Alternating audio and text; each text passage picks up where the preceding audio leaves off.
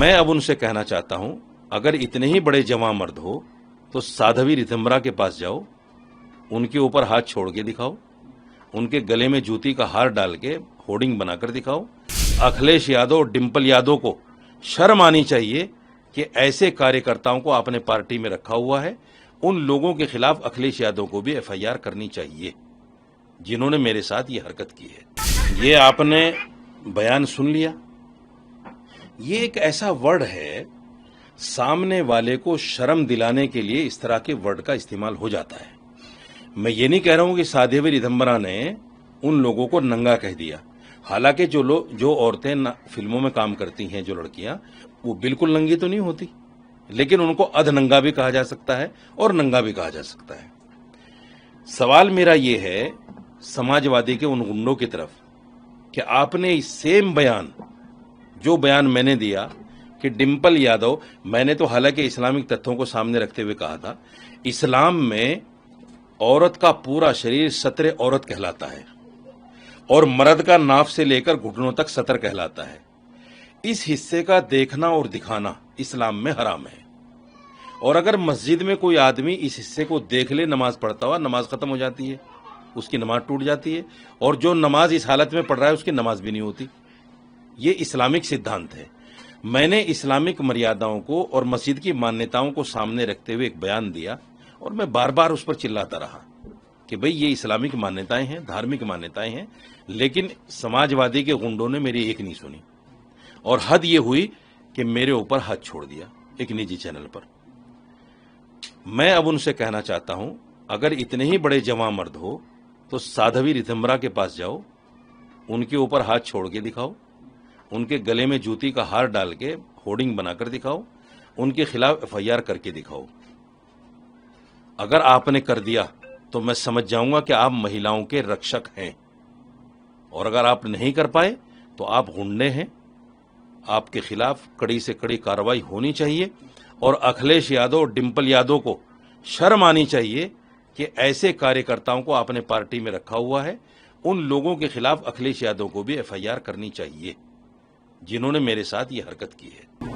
मेरा सवाल इसमें यही था कि आप उनके द्वारा एफआईआर की जरूर बात करें, क्या आपकी तरफ से कोई कार्रवाई चल रही है? चैनल के खिलाफ भी एफआईआर हो गई है और उनके खिलाफ भी एफआईआर हो गई है। गिरफ्तारी की बात कर रहे हैं पुलिस वाले, देखते हैं क्या होता है।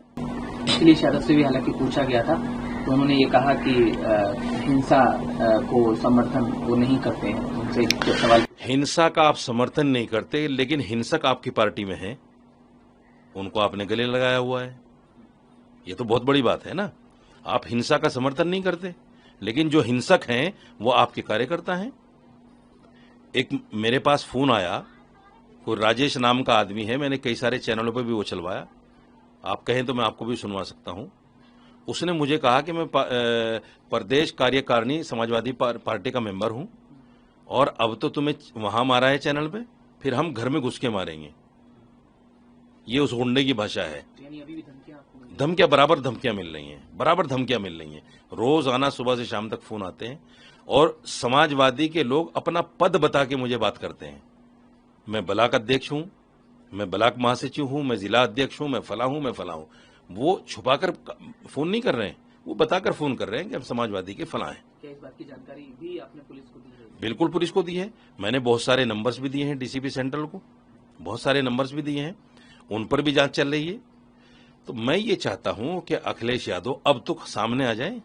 साध्वी रितंबरा को सुनने के बाद मैं आपको ये वीडियो दूंगा, आप मेरी बाइट के साथ चैनल्स को भेजिए। हालांकि सुन लिया है, लेकिन मैं फिर भी दूंगा, आप उसको भी चलवाइए, ताकि इनके सामने एक आईना आ जाए कि ये इतना बड़ा वर्ड नहीं है जितना बड़ा वर्ड आपने बनाने के बाद हिंसा आपने की है देश के अंदर। और मैं चूंकि मुसलमान था, इसलिए मेरे साथ उन्होंने ये प्रकरण किया है। इकरा हसन के साथ में जिस नापाक आदमी ने, योगेंद्र सिंह राणा ने ये कहा था मैं शादी करूंगा, और जिसने असुद्दीन अवैसी को कहा था कि असुद्दीन अवैसी मेरा साला होगा, उसके खिलाफ तो इन गुंडों ने कुछ नहीं किया, न उनको मारा, न उनके खिलाफ प्रदर्शन किया।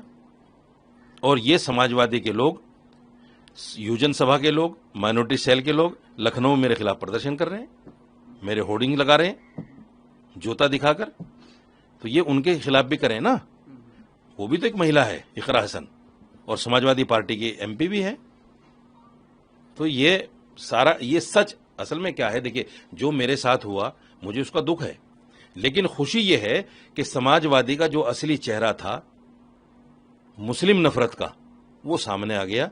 ये मेरे मुसलमान भाइयों को समझना चाहिए कि हम कैसी पार्टी को वोट कर रहे हैं। जी, मालेगांव मामले में आपकी प्रतिक्रिया चाहेंगे। आपने देखा है कि उसमें एक फैसला भी आया है जिसके बाद प्रतिक्रियाएं आ रही हैं। इसमें एक बात ये सामने आई है कि एक गवाह है जिन्होंने कहा है कि एटीएस ने प्रताड़ित किया था और योगी आदित्यनाथ और आरएसएस के नेताओं का नाम लेने के लिए भी उन्हें मजबूर किया गया था। जैसा कि आप जानते हैं कि एक अधिकारी ने भी कहा कि आरएसएस प्रमुख की गिरफ्तारी के लिए उन पर प्रेशर बनाया गया था। और साथ साथ ये भी मैं आपको बता दूं कि प्रज्ञा ठाकुर का भी इसमें बयान आया है। उनका कहना है कि राष्ट्र की जीत है जो उनको तमाम बरी किया गया है। पूरे मसले पर आप क्या कहेंगे? देखिए, आपको याद होगा अभी 2-4 दिन पहले मुंबई लोकल ट्रेन हादसे के जो आरोपी थे 12 लोग, जिनमें से 7 लोगों को मौत की सजा हो चुकी थी, उनको मुंबई हाई कोर्ट ने बरी किया है।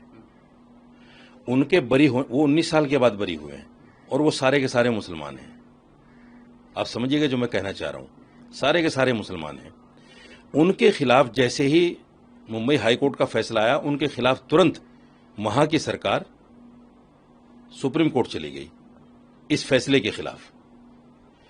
अब मैं पूछना चाहता हूं सरकार से, महाराष्ट्र सरकार से, भारतीय जनता पार्टी की सरकार है, मैं उनसे पूछना चाहता हूं, अभी जो ये फैसला आया है इन हिंदूवादी लोगों के खिलाफ फेवर में और इनको बरी किया गया है, क्या सरकार इनके खिलाफ भी सुप्रीम कोर्ट जाएगी? क्योंकि मुंबई लोकल ट्रेन हादसा और ये हादसा है तो आतंकवादी हमला। वो भी मुजरिम थे, ये भी मुजरिम थे, उनको भी बरी किया, इनको भी बरी किया। जब आप उनके खिलाफ चले गए क्योंकि वो मुसलमान थे, तो क्या आप इन हिंदूवादी लोगों के खिलाफ भी जाएंगे सुप्रीम कोर्ट? ये एक बहुत बड़ा सवाल है देश के सामने। इससे ये पता चलेगा कि मुसलमान होने की सजा कहां तक और कब तक किसको मिल सकती है।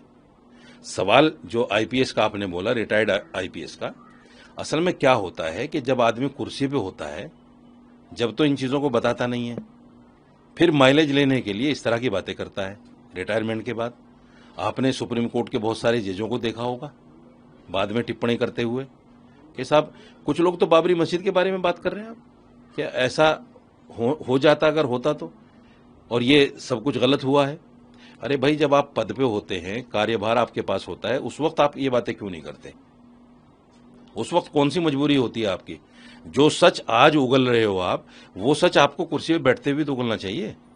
इसी को तो सच्चाई कहते हैं। आज तो कहीं ना कहीं माइलेज लेने के लिए कहीं ना कहीं आपको सरकार एडजस्ट कर ले, इस तरह की बातें आप कर रहे हो दूसरी सरकार के ऊपर आरोप लगाकर। आपको उसी वक्त कलम फेंक देना चाहिए था। मैं नहीं करूंगा जी, आपकी बात को मैं नहीं मानूंगा, भले आप सरकार में हैं। उस वक्त तो आपकी हिम्मत थी नहीं। आज आप रिटायर हो गए, अब जो मौजूदा सरकार है उनके लोगों का नाम लेकर, उनका सहारा लेकर, उनको सीढ़ी बनाकर आप कुछ ना कुछ हासिल करना चाह रहे हो, इसके अलावा कुछ भी नहीं।